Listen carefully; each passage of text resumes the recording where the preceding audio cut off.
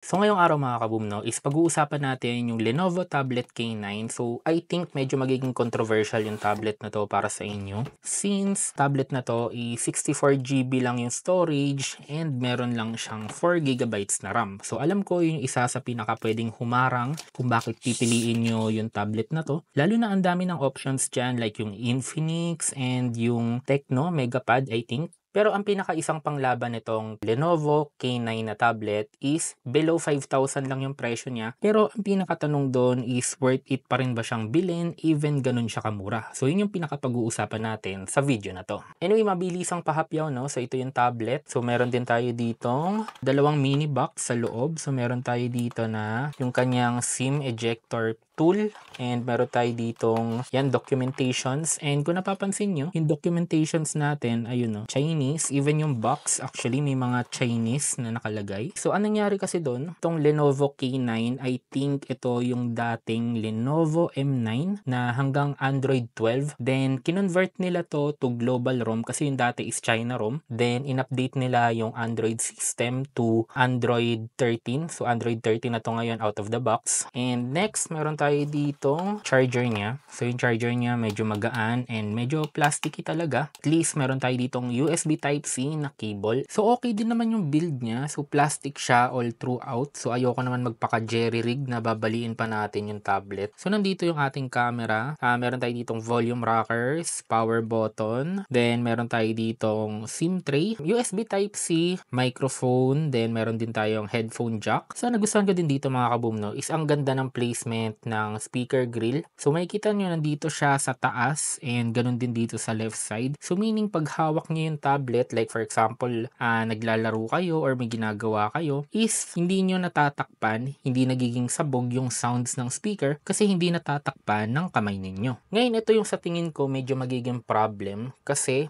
nabanggit ko kanina SIM tray, pero actually hindi siya pwedeng lagyan ng SIM card. Ang pwede nyo lang ilagay dito is micro SD card. So makikita nyo yung ating SIM card slot is natakpan kasi nga China ROM talaga to and ginawa lang international, ginawa lang siyang global ROM. So ang pwede lang natin ilagay is micro SD card. Meaning yung tablet na to is fully Wi-Fi lang. Basic specs lang yung banggitin ko sa inyo kasi kahit na linawin ko ng sobra yung specs, very budget lang to, so hindi na natin kailangan gawing komplikado pa. Yung mga sa tingin ko mahalaga lang. So meron siyang 5,100 mAh na battery capacity. Yung chipset natin dito is MediaTek Helio G80. Supported din niya ang multi-touch up to 10 fingers, kaya kung naglalaro kayo ng ginagamit nyo lahat ng daliri nyo or naglalaro kayo ng mga rhythm games katulad ng Cytus, okay to. So kung maiko-compare ko lang to sa mga phones na meron ako dito ngayon, I will say na para siyang Realme 5. So yan, kita nyo sa performance nila hindi nagkakalayo. Ito is phone around 4-5 years ago, kung di ako nagkakamali. And ito lumabas this year, pero yung original version niya, which is yung Lenovo Tab M9, alam ko mga 3 years ago siya, na ito is in-update lang nila to global ROM and ginawa nilang Android 13. So kung ano yung system niya, kung ano yung chipset niya, kung ano yung meron dun sa dating M9, yun lang din yung meron to. So maganda kasi dito mga kaboom no, is legit siya na tablet. So na-convert lang siya to global ROM pero legit siya. Kasi may mga na-review akong tablet sa TikTok and dati dito rin sa channel na nasa gantong price range rin, around 3 to 4,000. So sasabihin nila talagang malaking storage, sasabihin nila talagang okay yung chipset, pero pag ginamit nyo na grabe, sobrang laggy, napakabagal, yung storage puno agad, diba? So lahat ng sinabi nilang specs is puro fake. Ito legit yung price and legit din yung specs. So isa sa pinakamapapansin nyo dito no, is pag open natin, yung bezel niya medyo may pagkalakihan talaga. So given the price no, below 5,000 siya. Actually below 5,000 siya kasi ongoing naka-promo siya sa Lazada. Ito yung bezel niya. So medyo may pagkatabaan lang ng konti yung daliri ko no. So almost kalahati or more than kalahati yung bezel niya. Pero pantay-pantay siya all throughout. And yung lapad niya no, almost sakto sa dipa ng daliri ko no, ng kamay ko. Pero ngayon mga kaboom no, tanggalin ko na muna yung sa tingin ko pinakamalaking factor kung bakit hindi nyo dapat bilhin yung tablet na to no, bago natin pag-usapan kung bakit bakit nyo siya bibilin. Unang factor is, ayan no, makikita nyo, yung storage niya is maliit lang talaga kasi meron lang tayong available dyan na 64 GB na storage na dati, siguro mga 5 years ago, katanggap-tanggap yung ganyang type ng storage. Pero ngayon, sa mga games na available, like for example, Mobile Legends pa lang is nasa around 8 GB na. Yung Genshin Impact is nasa around, di ba, 32, 35 GB. Call of Duty nasa 37 GB, di ba? So napakalalaki. Meaning kung 64 GB lang yung storage mo, maglagay ka lang dito ng isang modern game, then di ba yung mga pictures nyo na, mga other files, mapupuno na agad yan. So kung ang magiging priority mo kung bakit mo bibilin yung Lenovo tablet K9 is gusto nyo maglaro ng talagang mga modern games, is hindi to para sa inyo kasi sa storage pa lang magkukulang na. Even though pwede naman tayo maglagay dito ng micro SD card, but still pagdating sa pag-i-install ng games, hindi siya kaya ng pinaka-system ng Lenovo K9. Another factor no na parang medyo mapapaisip siguro kayo is yung ating RAM size, 4 GB lang. And sa mga Android devices ngayon, parang ang dapat minimum na is 8 GB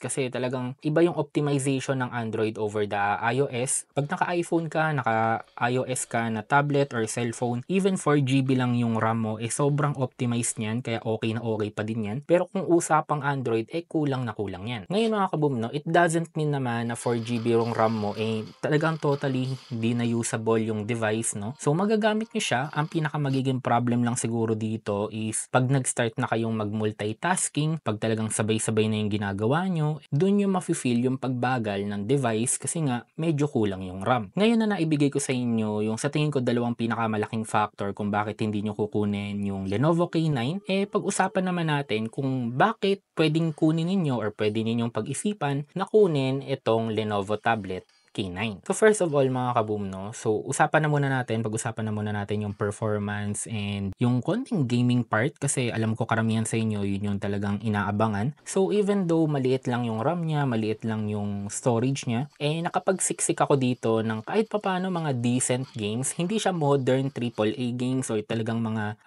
high-end games ngayon, high demanding games ngayon. Pero yung iba dito is mga Nintendo Switch games pa nga, ported. And pagdating naman sa mga modern titles, so meron tayo ditong Mobile Legends, and ito nakapaglaro ako around 3 games, and so far sa 3 games na naglaro ako, nakasagad yung settings ko, yung graphics and yung frame rate is nakatodo, pero still nakakuha ako ng decent performance, nakapaglaro ako ng maayos. May mga frame drops here and there, 'di ba? Lalo pag clash, nagkakaroon siya ng mga pagbagsak, pero 'di ba, kung ibababa niyo ng konti lang yung graphic settings niya, magiging smooth naman yung magiging gameplay nyo. Actually, hindi sa performance or hindi sa graphics yung parang sa tingin ko naging problem ko dito sa Mobile Legends, kundi yung response ng mismong screen. So syempre dahil napaka-budget friendly niya, no, hindi ka ganun ka super responsive yung screen niya. Lack of response niya, yung parang feeling mo may konting delay, nagiging factor sa hindi pagtama ng skill na ginamit nyo dito sa Mobile Legends. Pagdating naman sa streaming, like for example dito sa Netflix, meron tayo ditong Widevine Level 1. So ayan, makikita nyo. So meron tayong Widevine Level 1. So ibig sabihin, pwede tayong manood dito ng mga full HD na movies and series. Actually, nagulat din ako sa sound quality niya kasi maganda. Every boy until I go destroy. And actually sa time na ginagamit ko siya, parang okay din naman yung download speed. Ayun o, makikita nyo. So saglitan lang yung 31 MB. So try naman natin maghanap ng medyo malaki. So for example naman itong Diablo Immortal. So 2.9 GB. So alam ko, nakadepende to sa internet speed nyo. Pero still, minsan kahit naman mabilis yung internet mo, kung hindi naman malakas yung pagsagap ng device, parang wala din namang kwenta, diba? So yun, makikita nyo, even 2.9 GB, mabilis naman naman yung ating pag-download. So, ibig sabihin, okay yung sagap niya sa Wi-Fi. So, yun makikita nyo, yung pagsagap natin, umaabot pa rin ng 150. Again, sabi ko nga kanina, nakadepende pa rin to sa internet provider nyo, di ba? Pero, ayan, normally pag ang gamit ko is ibang phone, umaabot yan ng around 400, di ba? Pero, at least sign na okay kahit papano yung ating Wi-Fi. Usually kasi iba, lalo na pag napaka-budget, is ang aabutin lang nito siguro mga nasa around 50, iba nasa 25, ganun lang. So may advantages and disadvantages yung pagkakaroon ng gantong tablet. Kung meron kayong budget and kaya nyo pang i-extend yung pera nyo from 4,000, kaya nyo pang magdagdag ng 3,000, 4, 5,000, madami pa kayong other options na pwedeng mabili na may mas malaking screen, mas magandang chipset, di ba? Mas better overall performance. Pero kung ang budget nyo is talagang very limited, yun talagang 4 to 5,000 lang talaga yung kaya nyong ilabas, and yun lang talaga yung spare ninyo, or kung gusto nyo lang bigyan ng legit na tablet yung chikiting ninyo, 'di ba, yung kids ninyo na very budget friendly, I think magiging happy na sila dito.